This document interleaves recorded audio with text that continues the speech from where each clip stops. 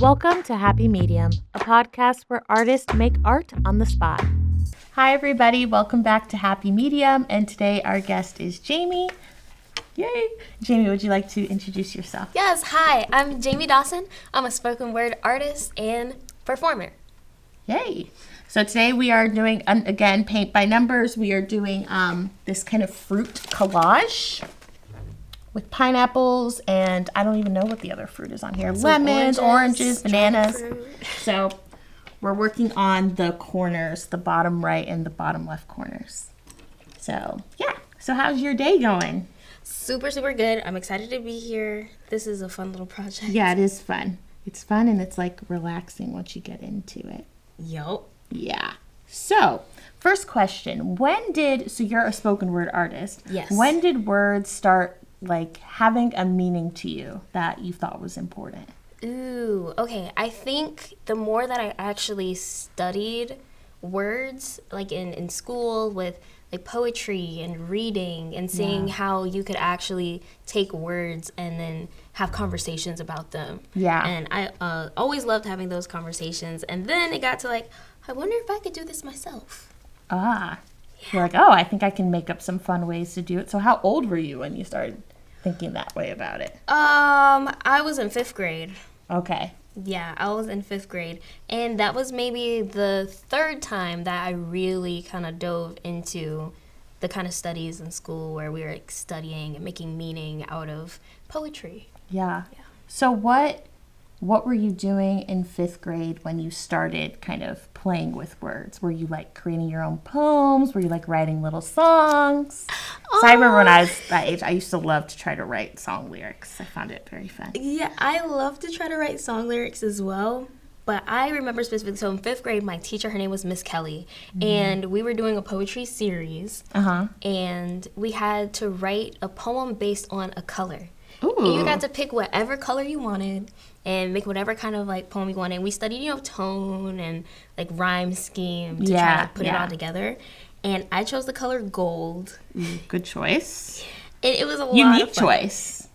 Right, but at the time I'm just being me, I didn't know. But I remember just a little bit of the verse. It was like gold, like the color of memories, like that lasts forever because me and you are together, like golden arches and victory marches. And I'm like going in. So of course then the teacher's like, oh, let's like share this with everybody in the whole like class.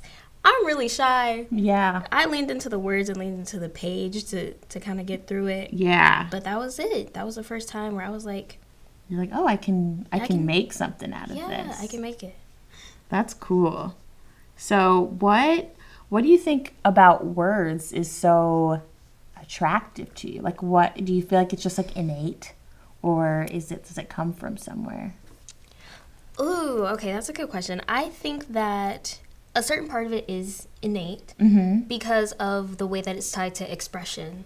Yeah. Like, words are the way that we, share and make meaning and try to take what's in our mind and like connect to somebody else. Yeah. And I think that expression in general is unique to everybody. Yeah. I think over time, we standardize what's supposed to mean what, but at the end of the day, words are the catalyst and the structure to just thought. Right.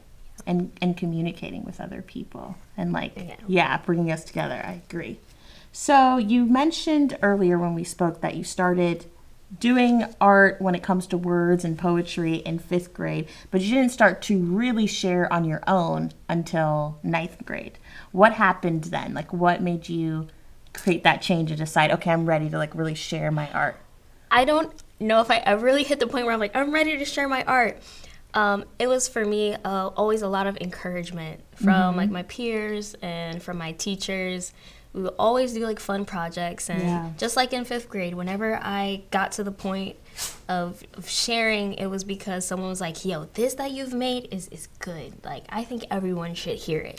So in 9th grade, there was this structured event within the schools, and it's called the Poetry Jam. Yeah. And so with Poetry Jam, everyone who wants to can come. We do a workshop with a local artist, a local poet, and we practice performing. We free write some. It's overall a really fun time. Yeah. But then to cap off the fun time at the end, there's a little bit of a competition. So we take either poetry that we made exactly that same day, or that we like practiced ahead of time, and we read it and get judged, and like that's the event. So ninth grade, you know, I have my notebook, all like my little poems in it. I go to Poetry Jam. This is really the first time that I understand that people can perform like poetry yeah, and like really just get into it. And so then I went for it. I read a poem as part of the jam in ninth grade, for a lot from the encouragement of my teachers and from my peers, and I got first place. Nice. And I won. So wow. Since then, really, me and poetry and Been performing. like this. Like we're going all the way. Yes. That's so fun. Do you remember what you did? Like, do you remember your poem at all, or like what it was about? Yes, I do remember. It was a terrible poem. Aww. It was great for a ninth grader, I guess. Right, yeah. I'm sure it wasn't terrible. It was called TikTok. Ah, that's Yeah. funny. Now. Now it's funny, yeah. There's an actual app and everything. Yeah, about TikTok. It was about like feeling like you're running out of time and like having like pressure on you. I just remember the last lines of that one. It was like, it was like through an hourglass metaphor or something. Okay. You know? So it's like tick tock, and like someone getting lost in things. But the last words were like, down, I fall down, and in sand, I drown. Ooh, And I was like, heavy. Love it. She hit that. That's awesome. Yeah. How many people were in the competition? Like, was it just your school, or was it like the surrounding schools and they did the poetry jam for the day? It starts out as one school. Every school has their poetry jam, you know, if they like to participate. I think now the district is up to like 20 high schools. And in my specific school that day, it was maybe like 12, 15 of us who like all shared something. The main goal always is expression. Yeah. To share yourself, to get comfortable, like use your voice, because that definitely, before then it's like, okay, I say things, I write things, but because there's adults that come to the space and like give feedback and things, you're like, oh man, it really means something. Yeah.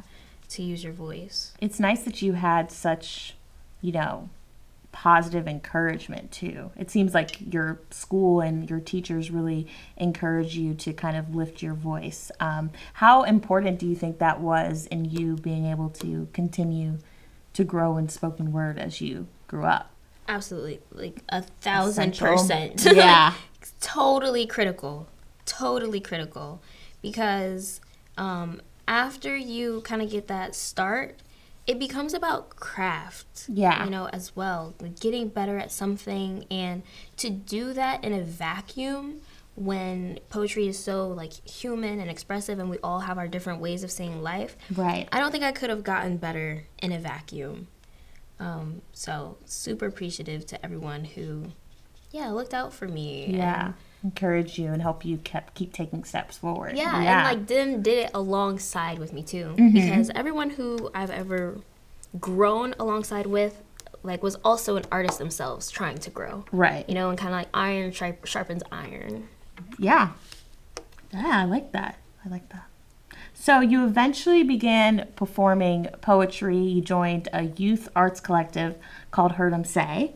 And then you found a college that also really encompassed all the art that you wanted to do, including spoken word and more. Can you I know it's a big thing to talk about. Can you explain that kind of experience and going to college and what that was like? Yes. Okay, so the program that I joined, First Wave, was like the pillars of like arts, academics, and activism. Okay. So, like all together. Arts, academics, and activism. Okay. Yes. So being an artist is great and fantastic, but also the emphasis on like what can we learn, what can we explore, how can we grow. I got to choose my own majors, so I chose psychology and African American studies with an emphasis on the arts. But I chose that to also continue to help strengthen my lens with my art. Yeah. And then doing it all at the same time. So that part of the program in college was amazing. Just the different people I got to grow with and experience, international trips, studying abroad, but people knowing that we're artists, so also creating a platform. Yeah. So things like coffee shops in Denmark and, presentations in Brazil. Things that like I never really imagined, for myself. Yeah. But college and being a part of something made it happen. What Made it accessible. what school is this? I feel like we need to let people know in case they want to look it up. Please, it is the University of Wisconsin-Madison. Okay. Yes. So what was this program called at this college? Like what did? Yes, First Wave. First Wave. Hip hop and urban arts learning community. And I mean, please, if you're interested, like go look at it. It's also a 4-year full tuition. Oh. Yes. This is awesome. So you said that when you went there, you tried to strengthen your lens of art. So you studied psychology and African American studies. Can you go into a little bit more like why that was so important to you?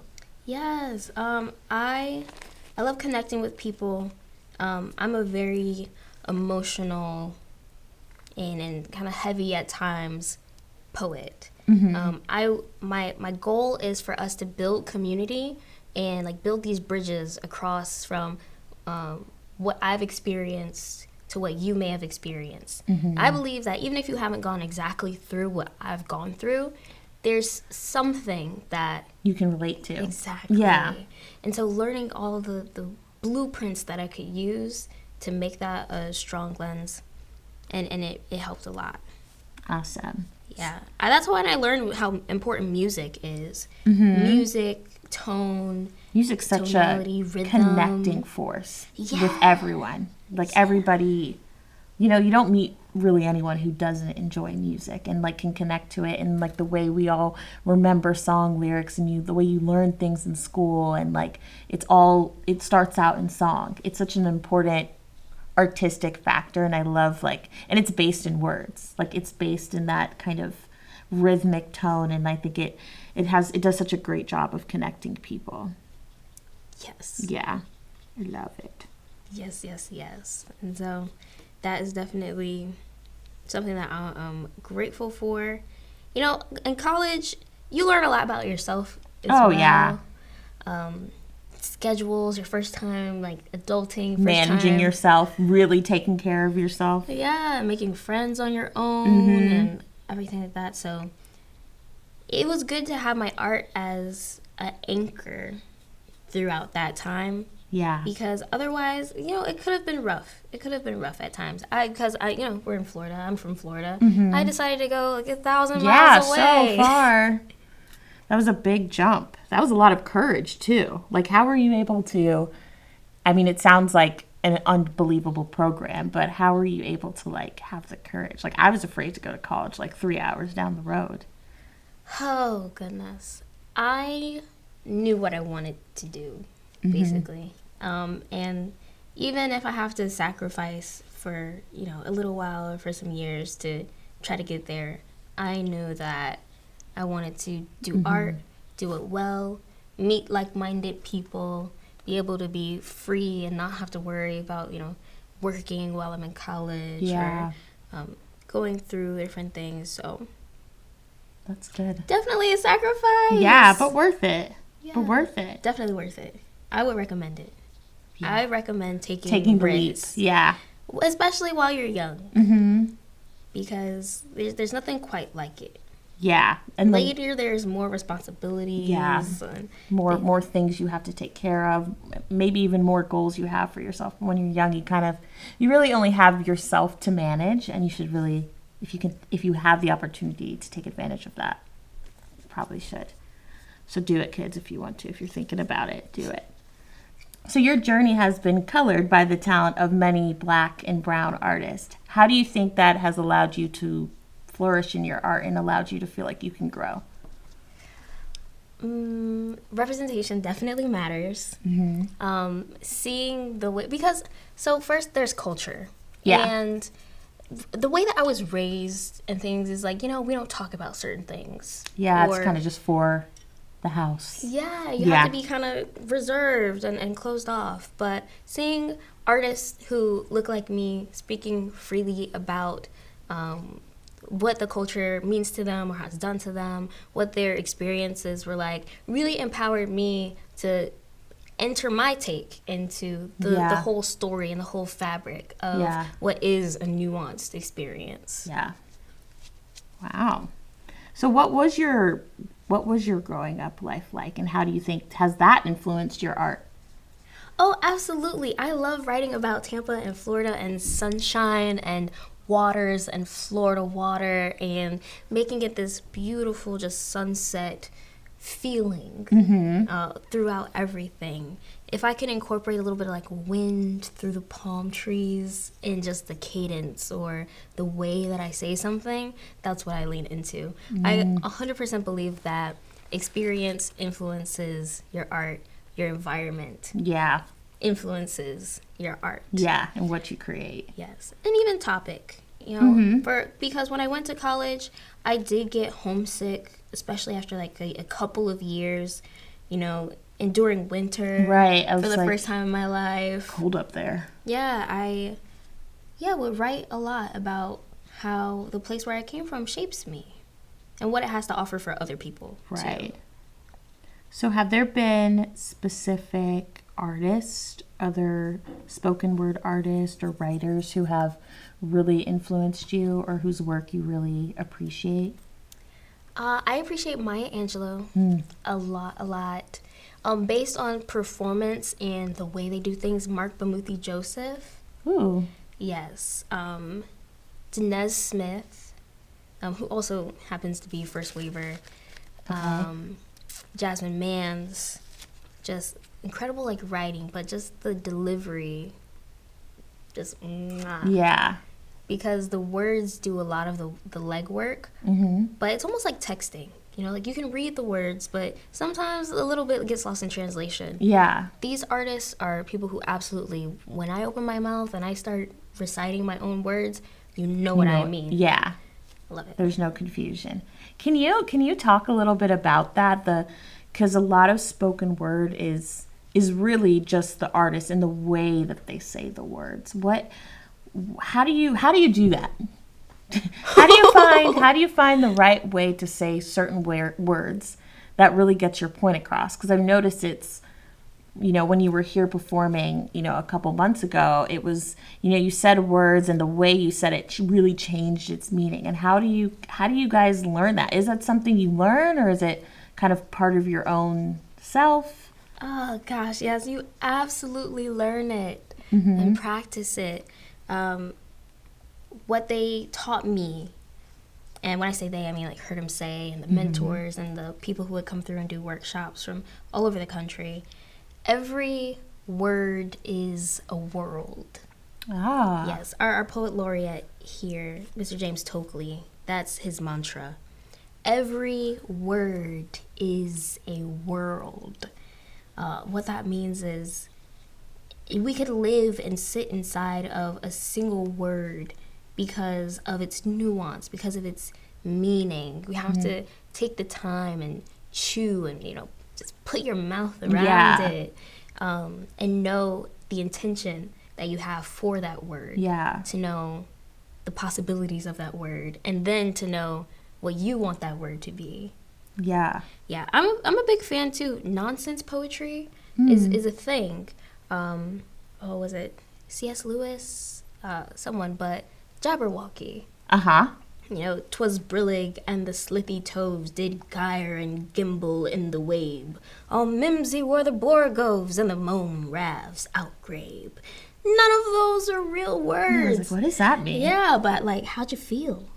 I felt like empowered, and I wanted to know more about what you were talking about. Right. Yeah. Like, it brings you in. Like, sometimes, again, back to expression. Like, if the intention is there and, you know, you're taking that leap, sometimes it comes out like nothing. A scream, a yell, a cry, a whelp. But all of that builds to mean something. Yeah, and if the intention's there, then people can feel it. You know, they'll feel something, which is really, because I felt something and I didn't know what you were saying. But I was like, ooh, that's interesting. So you say you have a goal to, with your art, create spaces that are real and really expressive. But in order to do that, you need to stay grounded in yourself. How do you keep yourself grounded, every day so you can continue to do your work? Because, there's so much going on in the world. It's hard to stay, focused. Yes. Focus is a great word. There's a such thing as like a tune out to tune in. Mm-hmm. And that gives people permission to rest, to meditate, to paint, to do something outside of the ordinary that goes against we have to do it, we have to fix everything now, like, go, go, go. So grounding to me looks like taking time to breathe, to rest, to recalibrate, to visualize, to redefine, because sometimes your goals change. Sometimes you think of a brand new way to do something, but it's in that in-between space of living where we can make the most progress. That's very true. I'm grounding right now because I'm like, what do I want to say next? But I'm going to ground and think and wait. Yes, and there's no rush. Yeah. Basically, that's the whole thing. Understanding that, there's no rush, and to trust yourself to do it in the way that's going to be the best for you. Yeah. And creativity, like real creativity, can take time. And if you rush it, then you might not come up with an even better idea that you might have had if you allowed yourself the opportunity to wait and see what can come to you and try things. And I think that's kind of hard for people and young people in general to do. There's always this kind of like rush all the time, and that you need to like move quickly in life. And sometimes you do just need to like slow down so you can really see what's going on around you, Yes. Yeah. You said it. That's beautiful. Thank you. So what is some advice that you would give to, teens who were like you back in, elementary or middle school, who are getting into art, maybe it's spoken word or any kind of art, but they're not sure how to express that and how to start? What would you advise them? Ooh, I think that there's so many resources now that maybe like I didn't have or know how to use, but kids these days know how to use it. They do. Man, like go like Google and TikTok and YouTube and Masterclass, like go like do that. You have to say your heart's desire. It's so like low risk because all you have to do is like take the time and invest inside of yourself. Explore that curiosity. And even if you're not ready to share it with people or, voice that to your parents, like, hey, I want to go take this class, like, you can start these little itty bitty nuggets on your own and see how much you really do like it. Yeah. I think what you said about low risk is like the key part of it all. Like it is kind of low risk. Even like as an adult, it's still low risk. If you want to try something, you don't have to be the best at it right away. You can just kind of give it a go and see how you feel, and give it some room to breathe and let it have its opportunity. Because I think we all get quickly kind of like deterred from things we want to do because we're not good at it right away. And pretty much everything that we do takes time. Like even like a little baby learning how to walk and talk, like it takes time. So that's really good advice. And then one of my last questions for you is, who is Jamie? Who is Jamie today, and what is your art today? Yes. Jamie today is a beast.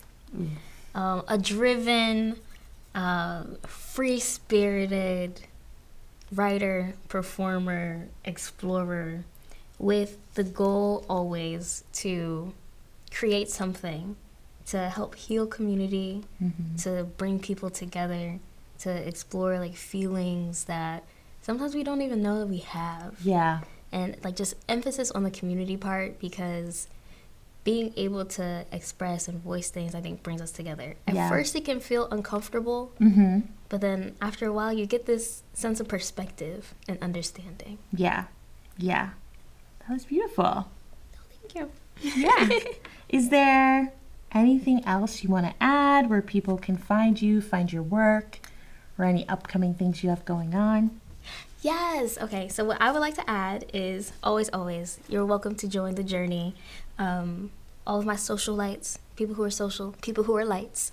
Dawson the Artist is where I am with all of my art, my poetry. DawsonTheArtist.com for staying up to date, for staying on the ways to get emails, and join me because I do really fun things. I'm going to go to Portugal. Ooh. I'm going to be there studying, writing, and I just love when people come along. Awesome. Well, thank you for being on the podcast today. I appreciate it. Yours looks beautiful. It's starting to look like It's starting orange. to look like a little orange. Yeah. We're getting somewhere. But yeah, thank you guys for watching this, and we'll see you in the next one. Thank you for listening to Happy Medium. You can find more info about the guests and other episodes in the show notes or go to our website, artsaccessflorida.org. Thank you to our sponsors, Community Foundation Tampa Bay, building a vibrant, prosperous community through transformative vision, leadership, and philanthropy at cftampabay.org, and the WUSF Foundation, supporting human rights organizations and the Tampa, Florida arts community at gobiaf-foundation.org. Lastly, thank you to PRX for consulting on this podcast, the Arts Access Florida team, and the Florida Department of State, Divisions of Arts and Culture for making these episodes possible. Copyright 2023, WUSF Public Media.